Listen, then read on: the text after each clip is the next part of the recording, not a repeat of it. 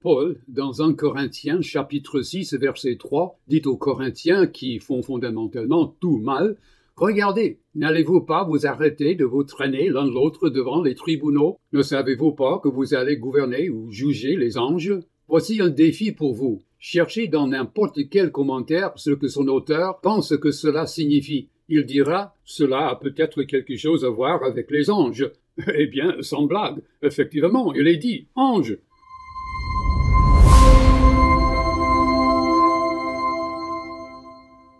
Voici une meilleure approche. J'aime conduire les gens à l'évangile de Jean 1,12 qui dit « À tous ceux qui ont cru en lui, il leur a donné le pouvoir de devenir fils de Dieu. » Ou bien 1 Jean 3,1 déclare que nous sommes les fils de Dieu et que nous serons comme Jésus, et d'autres passages semblables. Pour donner un sens à de tels passages, il est important que nous ayons une vision du monde de conseil divin, c'est-à-dire une vision du monde de Deutéronome chapitre 32. Avant, je ne pensais pas du tout que c'était important. Ce n'est pas une exagération, ça. Je vais juste dire ceci. Au moment où j'ai commencé mes études doctorales, je n'avais pas eu plus de 60 minutes d'enseignement en angéologie et démonologie. Non pas une heure de crédit, mais une heure d'horloge. J'avais eu 60 minutes sur l'angéologie et la démonologie en 15 ans de travail universitaire. Cela explique pourquoi, pour moi, en tant qu'érudite, l'angéologie n'était pas un sujet important. Cependant, aujourd'hui, je vous dis que l'angéologie est un sujet très important. Voici juste une observation. Dans tout l'Ancien Testament, qui sont les saints? Dans une écrasante majorité des cas, environ 98% des cas, il s'agit de membres de l'armée céleste, de conseil divin. Cependant, dans tout le Nouveau Testament, le titre « les saints » n'est jamais utilisé pour désigner l'armée céleste, les anges. Il n'est utilisé que pour vous, les croyants. Pourquoi passer des anges aux croyants? Parce que c'est vous, les croyants, qui êtes les nouveaux fils et filles de Dieu. Nous, les chrétiens, croyons que nous allons remplacer les anges qui sont rebellés.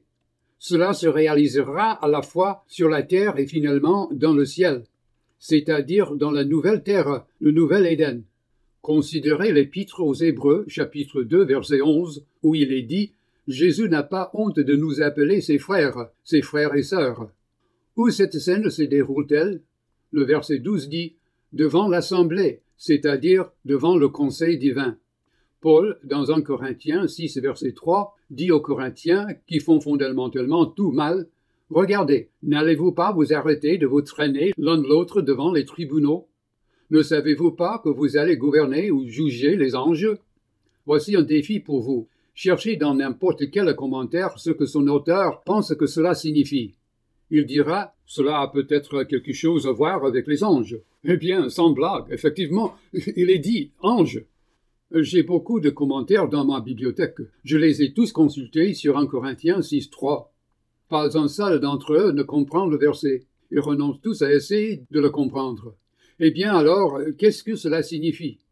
De quelle manière nous, les croyants, allons-nous juger les anges? D'après le livre d'Apocalypse 3, 21, dans le Nouvel Éden, nous serons chargés des nations.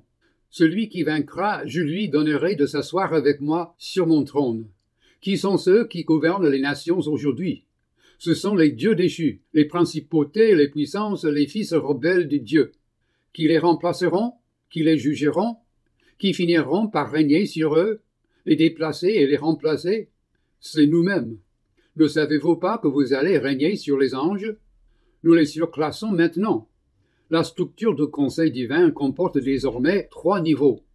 Au niveau inférieur se trouvent les anges. Au niveau intermédiaire se trouvent les membres de la famille de Dieu, les enfants de Dieu. Et au niveau supérieur, Dieu et son Messie, Jésus. Le vocabulaire par lequel la Bible parle du divin conseil est basé sur celui de la famille royale, de la royauté.